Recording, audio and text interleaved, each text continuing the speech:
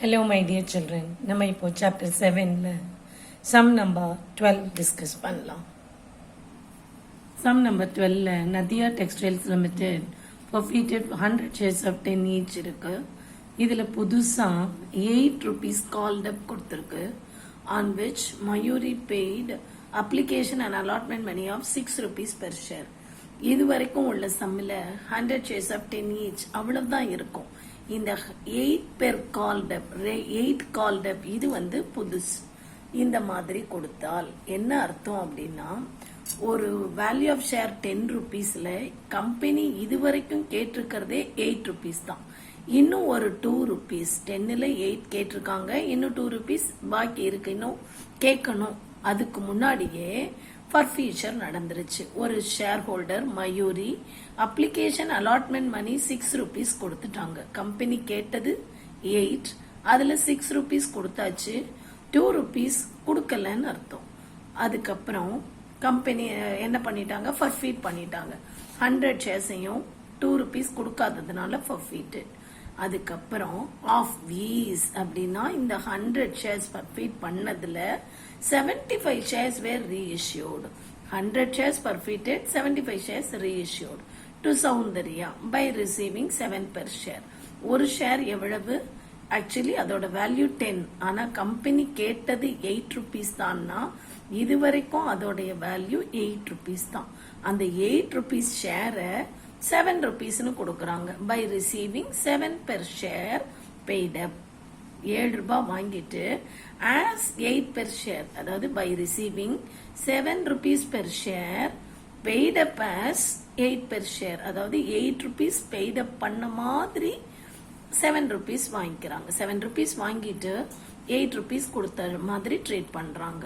8 ரூபாய் கொடுத்த மாதிரி அர்த்தம். யூஸ்வலா அப்படிதானே 10 rupees ஷேரை 9 rupees கொடுத்தா என்ன அர்த்தம்? 9 rupees வாங்கிட்டு அது 10 rupees வேல்யூ உள்ள ஷேரை கொடுக்கறாங்க.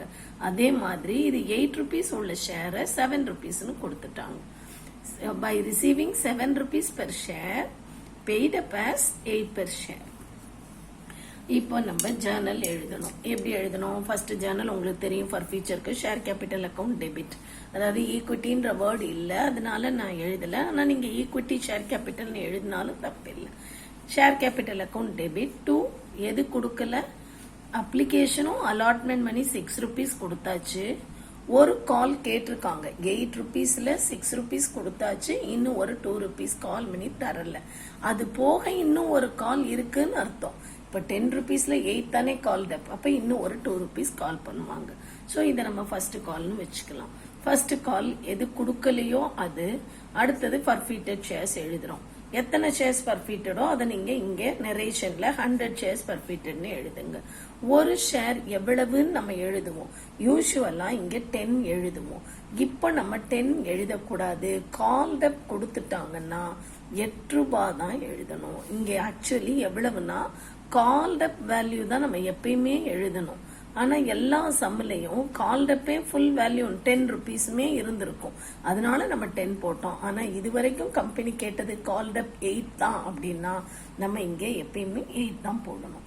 8 ரூபாயில ஃபர்ஸ்ட் இந்த எவ்வளவு கொடுத்தாங்களோ அப்ளிகேஷனுக்கும் அலாட்மெண்ட்டுக்கும் 6 rupees கொடுத்தாங்க, அதுதான் நமக்கு forfeited ஷேர்ல இருக்கும்.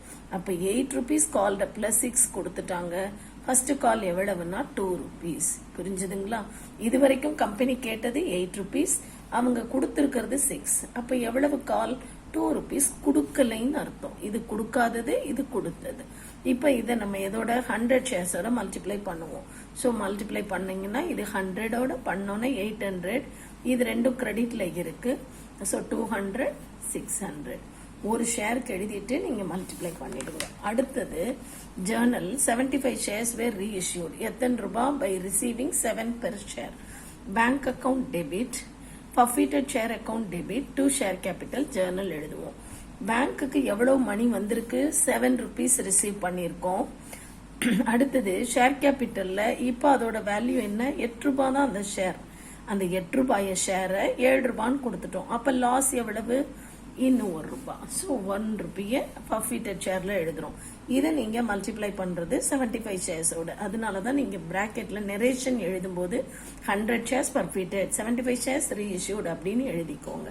அப்ப எல்லாத்தையுமே நீங்க மல்டிப்ளை பண்றது 75ஓட மல்டிப்ளை பண்ணணும். 7 into 75, 7 into 75 525.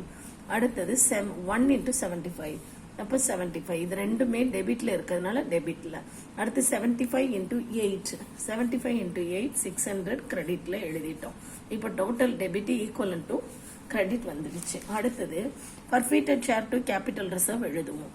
இங்க நம்ம பார்க்கணும் 100 ஷேர்ஸை பர்ஃபீட் பண்ணி 100 ஷேர்ஸையும் ரீஇஷ்யூடுனா இந்த பர்ஃபீட்டட் ஷேர்ஸுக்கு நேர இருக்க அமௌண்ட்ல இருந்து பர்ஃபீட்டட் ஷேர்ஸுக்கு நேர இருக்கிற அமௌண்ட்டை லெஸ் பண்ணி போட்டுடலாம். இதுவும் 100 இதுவும் 100 இருந்தால், அப்படி இல்லைன்னா நம்ம இப்போ கன்வெர்ட் பண்ணி கண்டுபிடிக்கணும். அதனால நீங்க பிராக்கெட்ல இப்படி எழுதிக்கிட்டீங்கன்னா தப்பே விட மாட்டீங்க. இப்போ 600 பர்ஃபீட்டட் ஷேர்ஸ்க்கு நேர இருக்கிற அமௌண்ட் எழுதிக்கோங்க. 600 divided by number of shares forfeited. எவ்வளவு number of shares forfeited 100 into எத்தனை நம்பர் ஆஃப் ஷேர்ஸ் ரீஇஷ்யூடு 75 எழுதுங்க.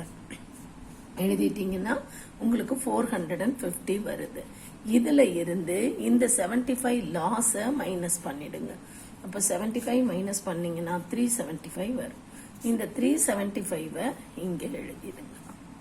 அவ்வளவுதான். புரிஞ்சிருச்சுங்களா? அதாவது இதுக்கு நேர இருக்கிற பர்ஃபீட்டட் ஷேருக்கு நேர இருக்க அமௌண்ட்டை எடுத்துக்கோங்க 600. அந்த 600 divided by number of shares எத்தனை 100 ஷேர்ஸை பர்ஃபீட் பண்ணியிருக்கோம் into number of shares reissued போட்டிங்கன்னா 450 வரும். மைனஸ் பர்ஃபீட்டட் ஷேர்ஸ்க்கு நேர இருக்கிறது இது லாஸ் ஆன் ரீஇஷ்யூ. அந்த 75 லெஸ் பண்ணிட்டீங்கன்னா 375. புரிஞ்சிருச்சுங்களா? அவ்வளவுதான். தேங்க்யூ.